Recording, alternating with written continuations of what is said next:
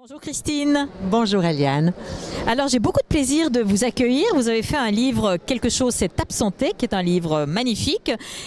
En fait, vous allez nous expliquer de quoi il parle. Il parle de la vie et de la mort. Donc, bien sûr, de la mort et de la vie, puisque dans la mort, il y a la vie et dans la vie, il y a la mort. Donc, voilà, c'est une histoire de vie, effectivement, qui est en lien avec, on va dire, la présence de l'amour ou l'absence de l'amour. Comment une enfance vit-elle si l'amour n'est pas ressenti? Comment l'adulte devenu ressent ou vit sa vie sans cet amour ou dans l'absence de l'amour?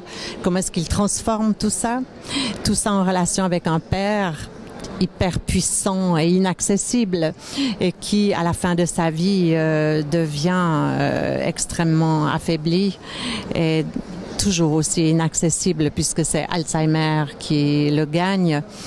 Et cette histoire est un peu comme un arc de cercle qui fait qu'on évolue et puis qu'on évolue aussi. Mais vous l'avez écrit en rapport de ce que vous avez vécu vous-même ou à travers une histoire de personnes qui est aux alentours de vous? Alors, comme vous le constaterez, j'ai demandé à mon éditeur qu'il ne donne justement pas l'appellation de roman à ce livre parce qu'effectivement, c'est une histoire de vie qui m'est propre et j'ai besoin de poésie dans tout ce qui est souffrance et la poésie et la musique d'ailleurs sont des choses magnifiques qui nous permettent de dépasser ça. Donc, c'est un livre effectivement qui raconte la vie de mon père, mais à peine, qui raconte ma vie, mais à peine.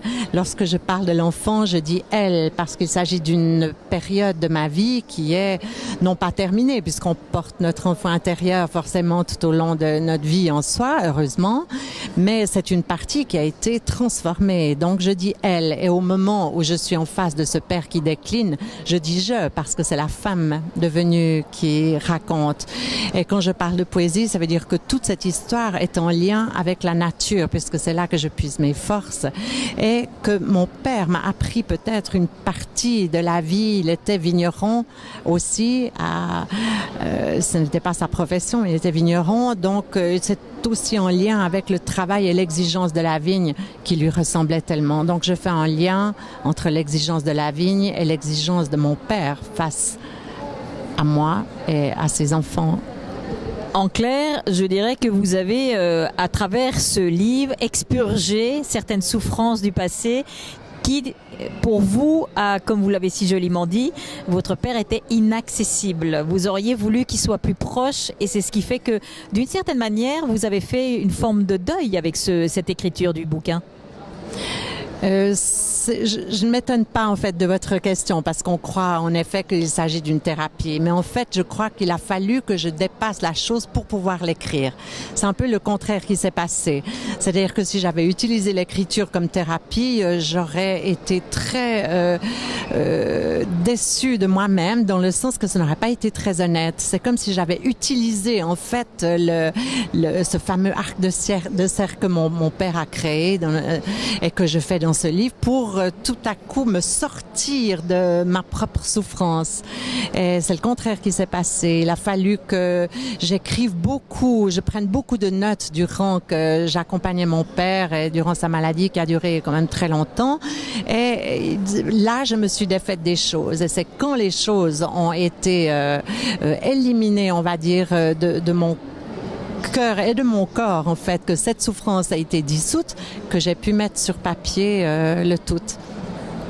D'accord. En tout cas, c'est un merveilleux livre que je conseille puisqu'il a été écrit avec beaucoup de sensibilité comme vous l'êtes.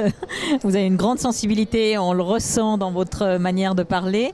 Et puis aussi beaucoup de douceur. Je crois qu'il y a une forme de douceur et d'affection que vous avez mis à travers votre plume. Oui, c'est vrai que je crois que tous les livres parlent d'amour. Et mon livre parle d'amour, mais aussi d'absence d'amour. C'est cette absence d'amour transformée qui donne naissance à l'amour. Et je crois pas qu'il existe vraiment des livres qui ne parlent pas d'amour. Parfois, certains, il faut les creuser. Mais là, je crois que oui, c'est un livre d'amour d'abord. Pas seulement celui que l'enfant éprouve pour le père, mais celui de l'apprentissage, l'amour de la vie, peut-être. Dire oui à la vie et enfin l'aimer assez. Ce qui n'est pas évident parce que quel parcours parfois très douloureux, on marche sur un chemin où il y a beaucoup de pierres et on peut se faire très mal.